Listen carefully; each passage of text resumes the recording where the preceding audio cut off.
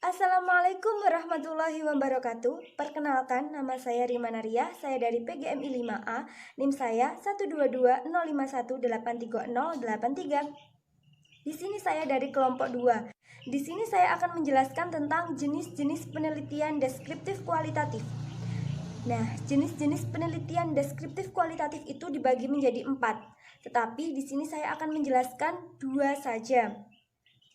Yang pertama yaitu studi kelanjutan atau follow-up study, dan yang kedua jenis penelitian studi sosiometrik atau sosiometric study. Dan juga di sini saya akan menjelaskan tentang prosedur. Nah, lebih lanjutnya mari kita simak video berikut ini. C. Studi kelanjutan atau follow-up study.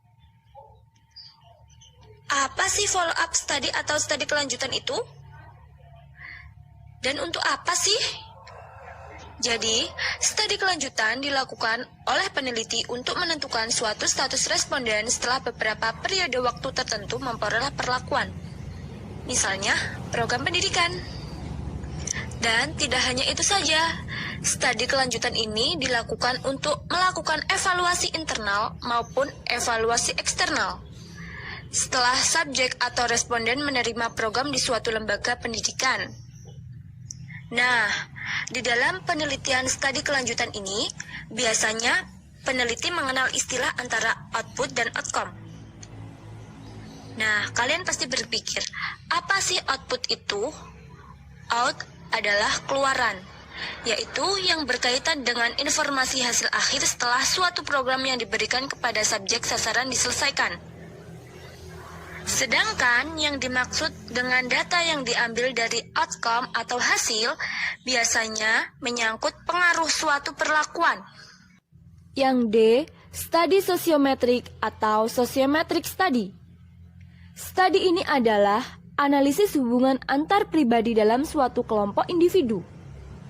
Dengan melalui analisis pilihan individu atas dasar idola atau penolakan seseorang terhadap orang lain dalam suatu kelompok dapat ditentukan. Jenis-jenis penelitian deskriptif kualitatif. Nah, yang selanjutnya yaitu kita akan membahas tentang prosedur penelitian deskriptif kualitatif. Nah, bagaimana saja sih langkah-langkah atau prosedur penelitian deskriptif kualitatif? Mari kita simak baik-baik. Yang pertama, kita harus mengidentifikasi adanya permasalahan yang signifikan untuk dipecahkan melalui metode deskriptif. Dan yang kedua, kita harus membatasi dan merumuskan permasalahan secara jelas. Dan yang ketiga, kita menentukan tujuan. Kenapa kita harus menentukan tujuan? Karena apabila kita tidak menentukan tujuan, maka penelitian tidak akan mencapai yang diinginkannya. Dan kita harus juga menentukan manfaat penelitian. Dan yang keempat, melakukan studi pustaka yang berkaitan dengan permasalahan penelitian. Yang kelima, kita harus menentukan kerangka berpikir dan pertanyaan penelitian atau hipotesis penelitian. Dan yang keenam, kita harus mendesain metode penelitian yang hendak digunakan. Karena apa kita harus mendesain metode penelitian? Dengan kita mendesain metode penelitian, maka kita akan berpikir mana sih yang cocok untuk metode yang kita perbuat dalam penelitian ini.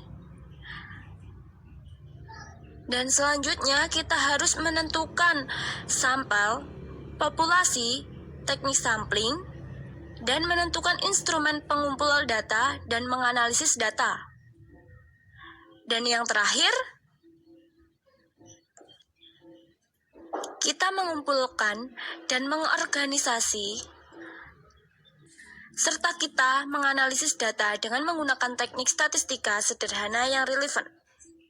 Dan kita harus membuat laporan penelitian. Dan materi yang selanjutnya akan disampaikan oleh Mbak Risa Oktaviani.